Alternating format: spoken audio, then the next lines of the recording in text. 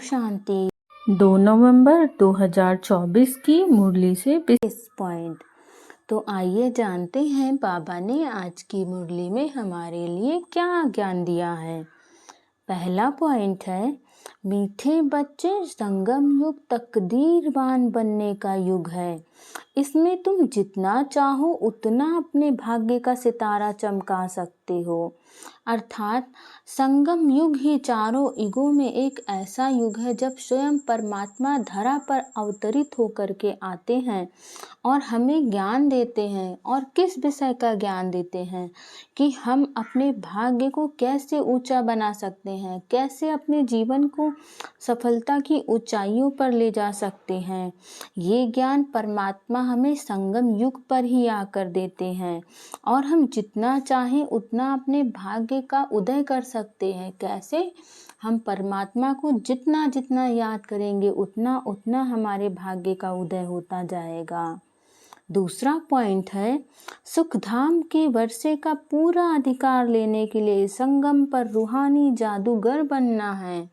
अर्थात अगर हमें सुखधाम का वर्षा लेना है तो पहले हमें स्वयं को आत्मा समझना है। जब हम आत्मा समझते हैं तो परमात्मा की दिव्य शक्तियाँ हमारे अंदर स्वतः आ जाती हैं।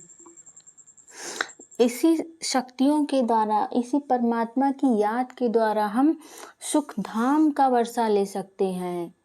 तो हमें सबसे बड़ी बात कि स्वयं को आत्मा समझना है। फिर हम जब बाबा को याद करते हैं तो हमारी बाबा से टचिंग जो है, बाबा से कनेक्शन बहुत स्ट्रॉन्ग होता है।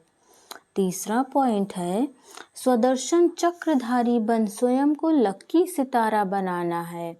अर्थात हमें अपने आप को चेक करते रहना है। हमें स्वयं की चेकिंग करते रहनी है कि हम जाने अनजाने किसी से ईर्ष्या द्वेष तो नहीं करते हैं, किसी की बातों से, किसी की अच्छाइयों से, किसी की सफलता से जलन तो नहीं फील करते हैं, किसी से हमें ईर्ष्या तो नहीं होती है। तो इस बात का हमें चेकिंग करते रहना है, दिन भर चेक करना है। तभी हम सुदर्शन चक्रधारी बन स्वयं को लकी सितारा बना सकते हैं।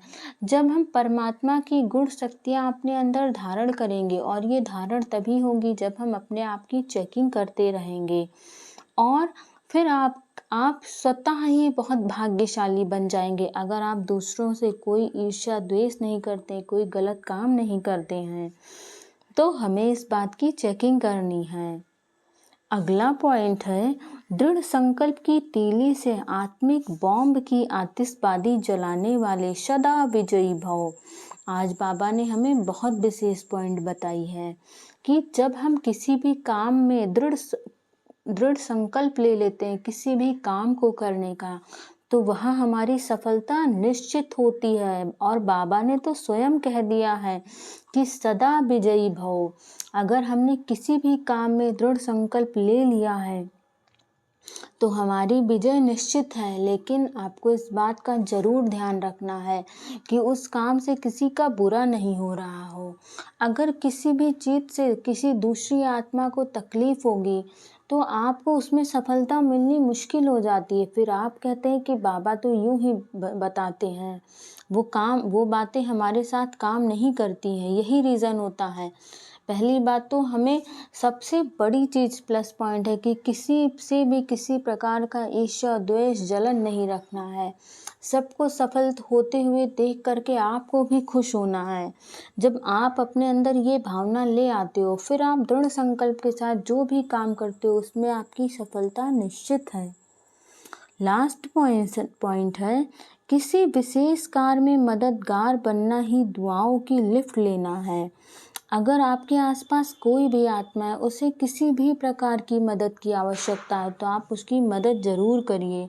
जब हम निस्वार्थ भावना से दूसरों की मदद करते हैं तो परमात्मा देखता है कि ये बच्चा बहुत अच्छा है, तो वो हमारी जो काम है उसे स्वतः बहुत जल्दी सरलता से पूर्ण कर देता है। और जब आप निस्वार्थ भावना से दूसरों की मदद करते हो तो आपके पास दुआओं का खजाना इकट्ठा होता है।